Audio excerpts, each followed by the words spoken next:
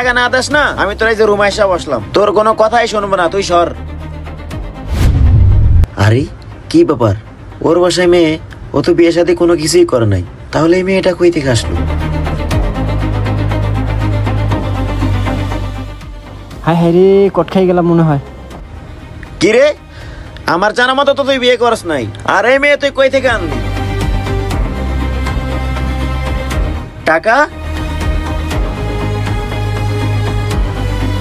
টাকা এই জায়গা, তুই আমার টাকা দেস না, টাকা দিয়ে বাসায় মেয়ে নিয়ে আসছস আর টাকা বিছনায় ফেলায় রাখছস। যাক, আমার টাকা আমি পেয়ে গেছি। আমি তো তোর কাছে 50,000 টাকাই পাই, আর দেখে মনে হচ্ছে এখানে 50,000 টাকাই আছে। ভাই ভাই, এই টাকাটা আপনি নিয়ে যান না, এই টাকাটা নিয়ে গেলে আমার মান সম্মান থাকবে না। হাই সর, মান সম্মান থাকবে না? আমার টাকা 6 মাস ধরে ঘুরাইতেছে, এখন আবার বলতেছে 2 দিন পর দিবে। 2 দিন পর বুঝি না, নগদ চগদ পাইছি, আমি লয়ে যাইতেছি। আর জসিম, আমার জানা মতো তুই অনেক ভালো ছেলে, তুই আমার সাথে যতদিন চলছস তোর সম্বন্ধে আমি ভালোই জানি, কিন্তু তোর যে এত চরিত্র খারাপ সেটা তো আমি আগে জানতাম না।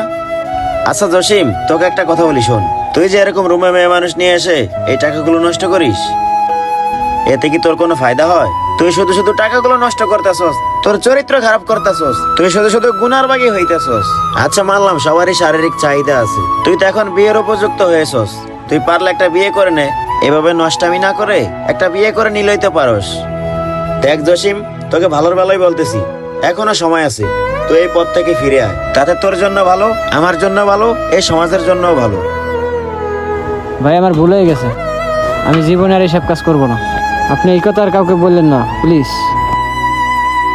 ঠিক আছে থাক, আমি গেলাম।